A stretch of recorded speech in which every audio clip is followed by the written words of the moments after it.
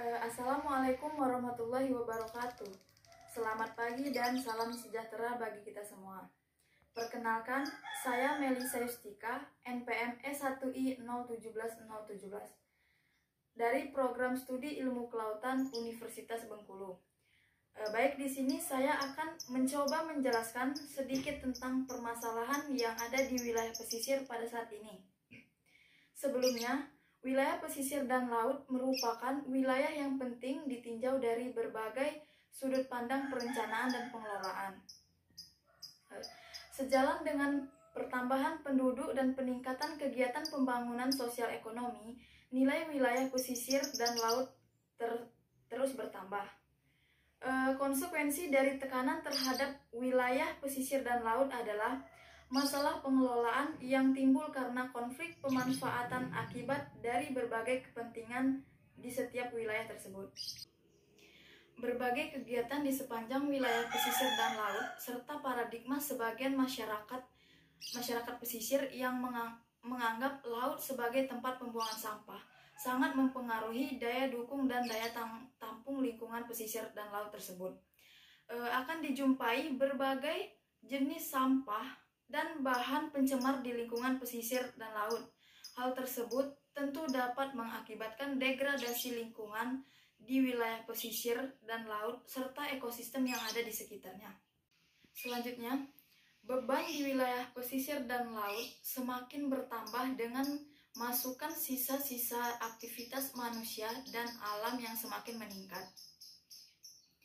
Sampah dari daratan terbawa ke muara dan hanyut ke laut.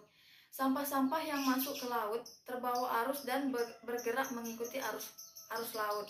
Selanjutnya disebut dengan marine debris atau sampah laut. Sampah laut atau marine debris ini adalah semua benda dari alam, hasil produksi atau hasil olahan berupa barang padat yang dibuang dan berakhir di laut dan pesisir. Sampah laut atau marine debris ini termasuk yang sengaja dibuang, tidak sengaja dibuang, atau yang terangkut dari daratan melalui sungai, drainase atau sistem pembuangan limbah yang selanjutnya terbawa arus air dan angin. Sampah yang terbawa arus laut dan angin berasal dari daratan melalui sungai, sehingga menumpuk di muara sungai, kemudian menuju ke wilayah laut, kemudian dibawa oleh aliran air laut dan berakhir kembali di daratan. Contoh umum sampah laut atau marine debris ini adalah plastik, kayu, logam, kaca, karet, pakaian, kertas, daun, jaring, ban, dan sampah padat lainnya yang bisa dilihat pada gambar yang tertera. Dari pernyataan tersebut, maka perlu dilakukannya berbagai upaya dalam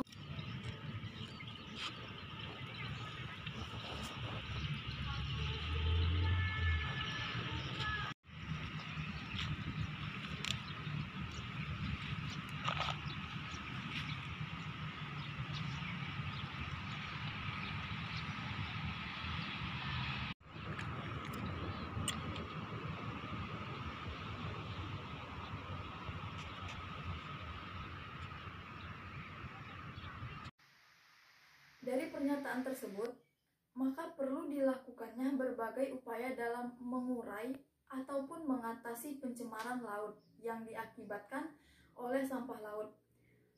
Upaya yang dapat dilakukan melalui cara pengelolaan sampah laut dan pendekatan 3R atau reduce, recycling, dan reuse. Dengan demikian, agar pengelolaan tersebut dapat berkelanjutan. Selanjutnya, selain upaya yang telah dijabarkan di atas, untuk mengatasi pencemaran laut karena marine debris atau sampah laut, terdapat cara lain yang dapat dilakukan, di mana cara-cara tersebut dapat dilakukan dengan skala makro atau besar maupun skala mikro atau kecil.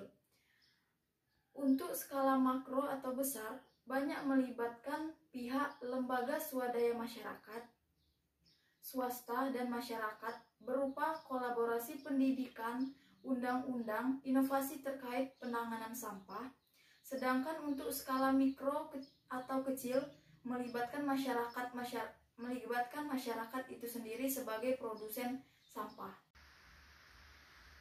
Ada beberapa langkah yang dapat dilakukan dalam pengelolaan sampah laut secara makro atau besar, yaitu yang pertama, identifikasi sumber, monitoring, dan melakukan penelitian. Yang kedua, program pendidikan yang berfokus pada pencegahan sampah laut. Yang ketiga, membuat peraturan dan perundang-undangan yang berkaitan dengan cara mengurai sampah laut. Kemudian yang keempat, pengelolaan sampah laut yang baik, pembersihan pantai, dan saluran air secara berskala. Baik, mungkin itu saja yang bisa saya sampaikan. Saya mohon maaf apabila ada kesalahan. Kepada Allah saya mohon ampun. Wassalamualaikum warahmatullahi wabarakatuh. Terima kasih.